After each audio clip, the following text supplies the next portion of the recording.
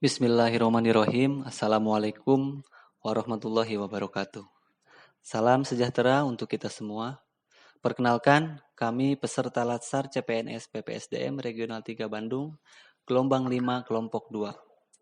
Dan saya Rahmat Hidayat, kemudian Taufik Herawan, Siti Nurzanah, dan Siti Fatimah. Orang bijak mengatakan pendidikan bukan hanya persoalan ke sekolah dan ke kampus saja, lalu mendapatkan ijazah, tapi soal memperluas wawasan. Pada kesempatan kali ini, kami akan mempresentasikan dan sharing kepada rekan-rekan tentang analisis isu global pandemi COVID-19.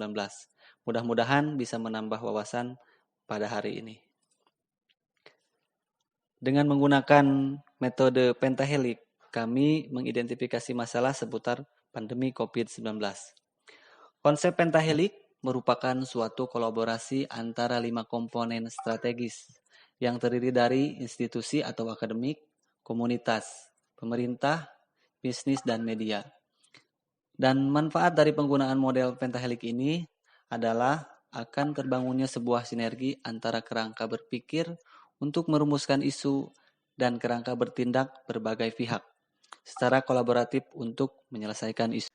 Beberapa komponen dalam metode pentahelik, yang pertama government atau pemerintah, isu atau permasalahannya, percepatan cakupan vaksinasi bagi lansia belum optimal. Yang kedua komponen bisnis, isu atau permasalahan, pelaku usaha di perkotaan lebih merasakan dampak pandemi COVID-19. Yang ketiga komponen akademik, isu atau permasalahannya, sekolah dasar sudah uji coba belajar tatap muka Juli 2021. Komponen yang keempat yaitu community atau komunitas.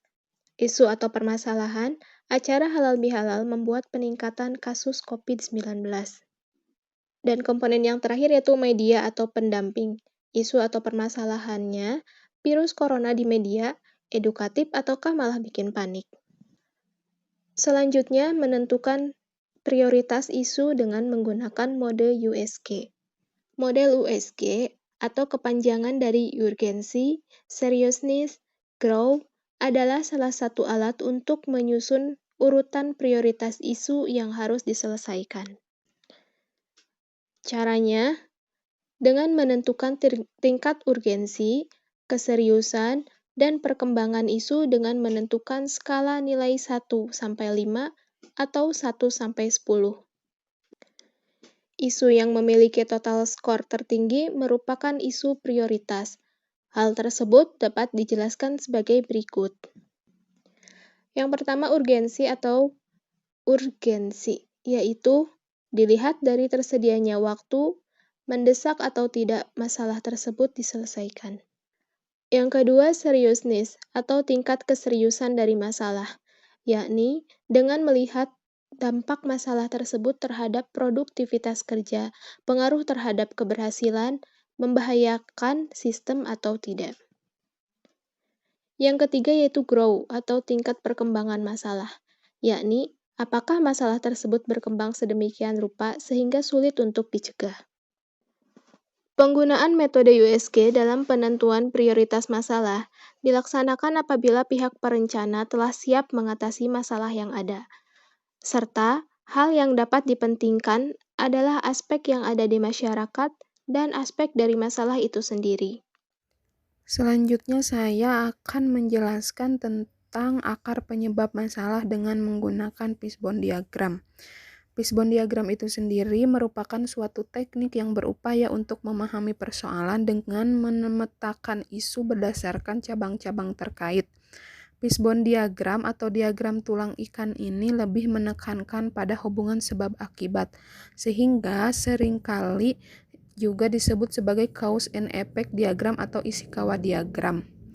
Karena fishbone diagram ini juga diperkenalkan oleh Dr. Kaoru Ishikawa. Fishbone diagram digunakan ketika kita ingin mengidentifikasi kemungkinan suatu penyebab masalah dan terutama ketika sebuah tim cenderung jatuh berpikir pada rutinitas. Ini adalah contoh diagram fishbone. Ada beberapa akar masalah dari percepatan cakupan vaksinasi bagi lansia yang belum optimal, yaitu dari manusia, pengukuran, mesin atau alat, metode, bahan atau dana, dan lingkungan.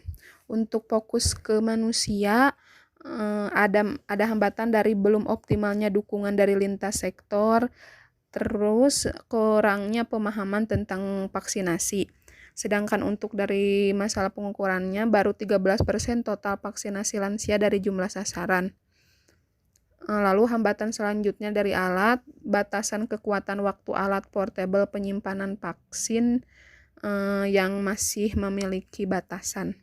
Untuk dari metodenya ada beberapa hambatan untuk cakupan vaksinasi bagi lansia, yaitu belum optimalnya pelaksanaan gebyar vaksin lansia.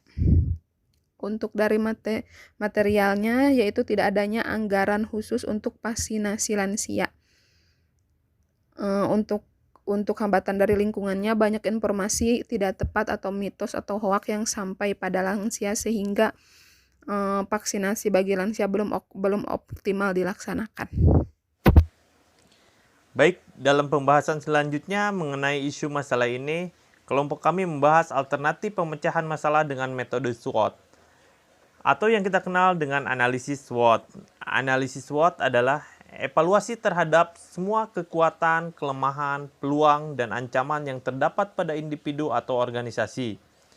Analisis SWOT ini bertujuan untuk mengidentifikasi berbagai faktor secara sistematis untuk merumuskan suatu strategi. Analisis ini didasarkan pada logika yang dapat memaksimalkan kekuatan, strong, dan peluang atau opportunity, namun secara bersamaan dapat meminimalkan kelemahan atau weakness dan ancaman atau threat. Kemudian kita kenal ada yang dinamakan dengan matriks SWOT. Matriks SWOT pada intinya adalah mengkombinasi antara peluang, ancaman, kekuatan, dan kelemahan dalam sebuah metrik. Yang pertama ada yang dinamakan dengan strategi S2O atau Strength to Opportunity. Kategori ini mengandung berbagai alternatif strategi yang bersifat memanfaatkan peluang dengan mendayagunakan kekuatan, kelebihan yang dimiliki.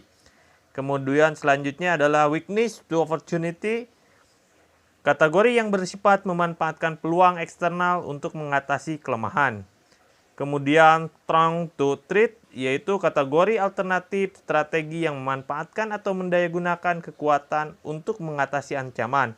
Dan yang terakhir adalah Weakness to Threat, kategori alternatif strategi sebagai solusi dan penilaian atas kelemahan dan ancaman yang dihadapi atau usaha menghindari ancaman untuk mengatasi kelemahan. Kemudian di sini kita bisa mengetahui analisis SWOT itu antara strong dan weakness, opportunity dan threat. Di sini kita bisa menentukan 5-10 faktor-faktor kekuatan internal untuk dari kekuatan itu sendiri. Kemudian untuk kelemahan sama halnya dengan kekuatan itu bisa kita cari 5-10 faktor. Kemudian untuk peluang kita harus cari dulu berbagai macam faktor peluang untuk mengatasi masalah tersebut. Dan tentukan masalah-masalah atau ancaman yang bisa mengancam dari keberhasilan pemecahan masalah tersebut. Untuk hal ini kita bisa rumuskan dalam isu ini analisis SWOT-nya adalah kekuatannya atau strong-nya dalam optimalisasi vaksinasi bagi lanjut usia, yaitu adanya dukungan dan peraturan dari pemerintah untuk melakukan percepatan program vaksinasi bagi lansia. Kemudian kelemahannya, masih banyak pemahaman lansia yang menganggap bahwa kegunaan vaksin itu tidak penting dan tidak berpengaruh bagi lansia. Kemudian untuk peluangnya, banyak instansi pelayanan kesehatan yang menggunakan metode jemput bola untuk pelaksanaan percepatan vaksin bagi lansia. Kemudian ancamannya, sehingga bisa kurang optimalisasinya, banyaknya informasi yang menyimpang yang beredar mengenai kejadian KIPI setelah terjadinya atau vaksinasi bagi lansia. Mungkin itu pembahasan dari masalah isu yang kelompok kami sampaikan. Terima kasih atas perhatiannya. Assalamualaikum warahmatullahi wabarakatuh.